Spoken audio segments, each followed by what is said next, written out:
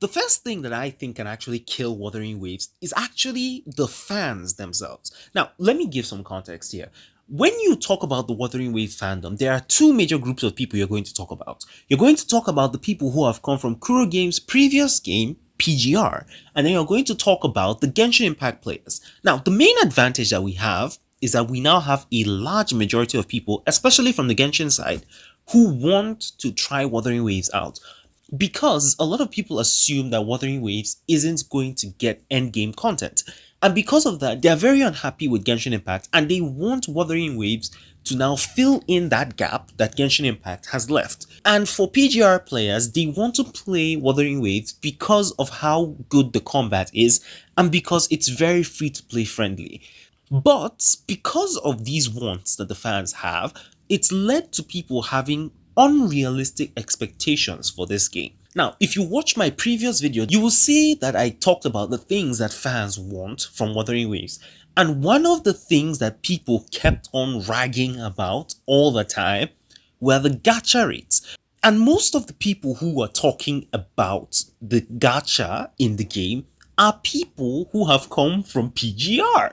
And because PGR has a very, very lenient gacha, a lot of people are expecting Wuthering Waves to have a very lenient gacha.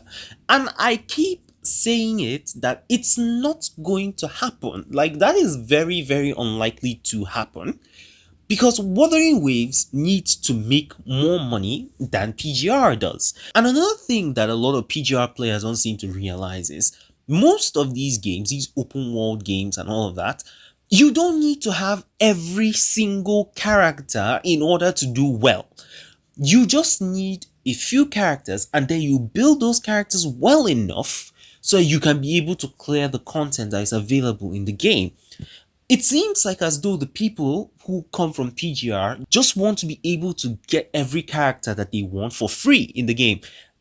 It doesn't make sense. Like, how do you expect devs to make money if you can get every character for free very easily? Come on, guys. Think about it for a second. This is leading to the expectation that the gacha is going to be one very, very abnormally low thing, or maybe it won't have 50-50 or anything like that. Now, I've said this previously. I don't know if there are any systems that are better, that don't have a 50-50 in them, that are actually profitable. Because most games that I know that have the gacha system in them have some form of 50-50 in them.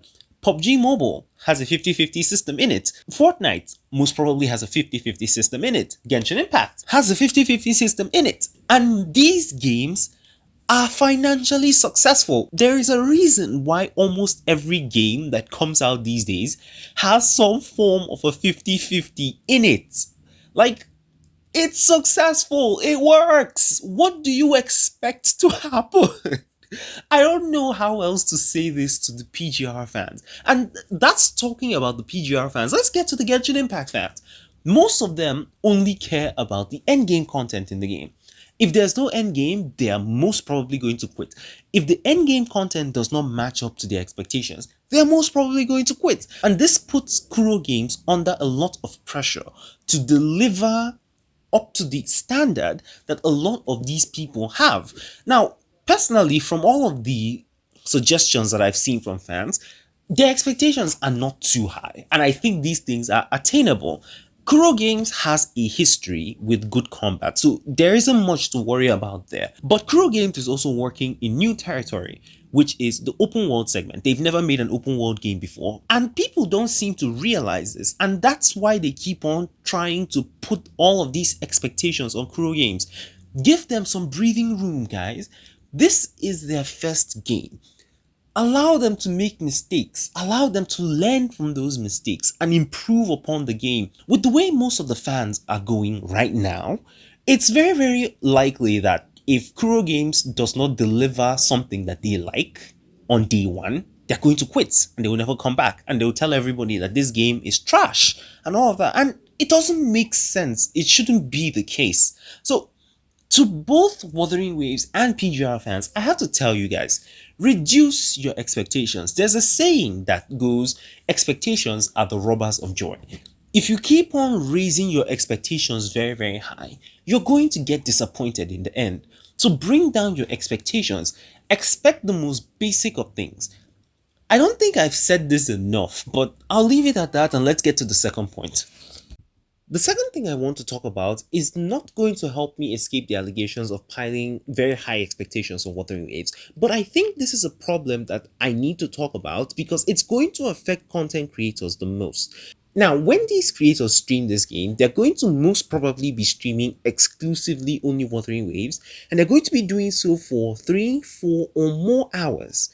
And this is going to lead to an eventual problem where everybody is going to get through all the content very fast.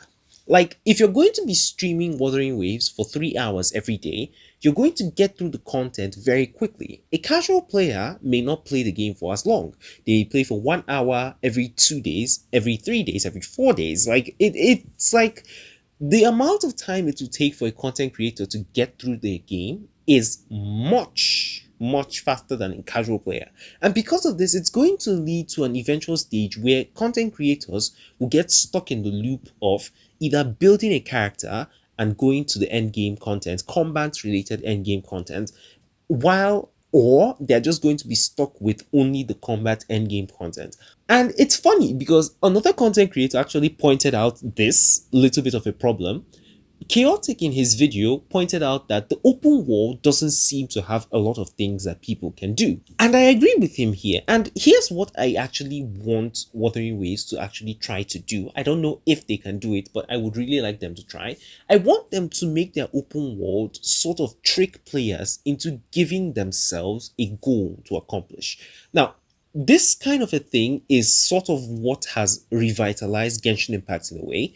When Java the Cop in 2021 started the only series, he basically gave himself a challenge, and because of how fun that challenge is, the series blew up. And now we have a ton of different challenges that are only series challenges. And it's sort of similar to that. I'll give another example of that from another game. In Grand Theft Auto 5, right after we beat the main story, one of the main things that I was interested in doing was going to the military base to steal a jet and store in my garage.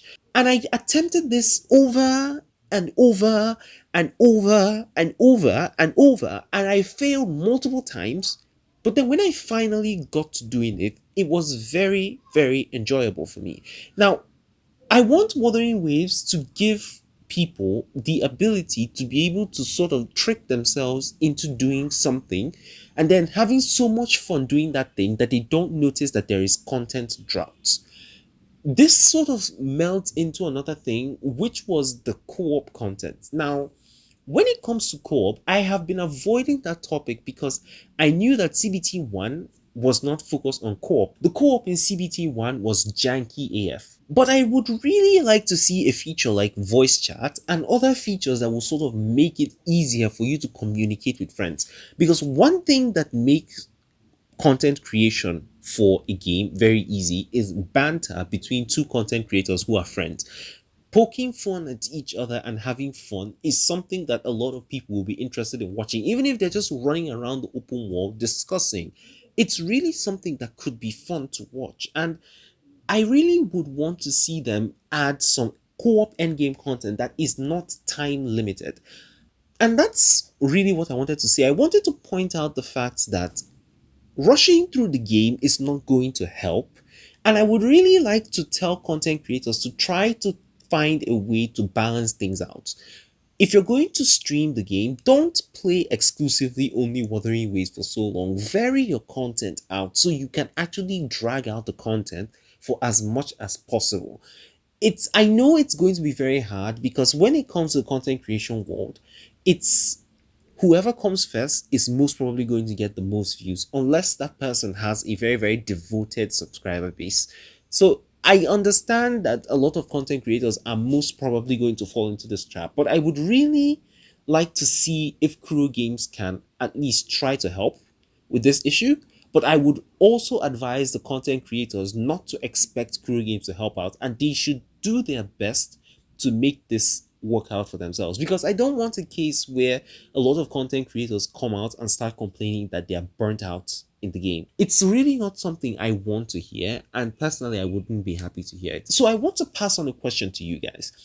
What kind of content would you like to see in the open world that is not time limited, that you think would be interesting enough to actually keep you coming back to the game? Even if you have built characters, even if you're done with all the combat end game, you're still coming back to attempt to do this thing because it's just fun and it's a flex for yourself that you did this thing with X character or you did Y thing with something else. Like, what exactly would you guys think is good content for that? And with that said, thank you all so much for watching. I don't want to involve myself with the Wuthering Waves and Genshin Impact drama that we're seeing on Twitter right now. As a content creator who wants this game to succeed, I personally don't want to make myself known to the world with drama content. I'm only interested in Wuthering Waves doing well. Wuthering Waves and Project Mugen, because those are the two games I'm making content for. So yeah, I'll leave it at that. Thank you all so much for watching, and I'll catch you guys in the next video. Peace.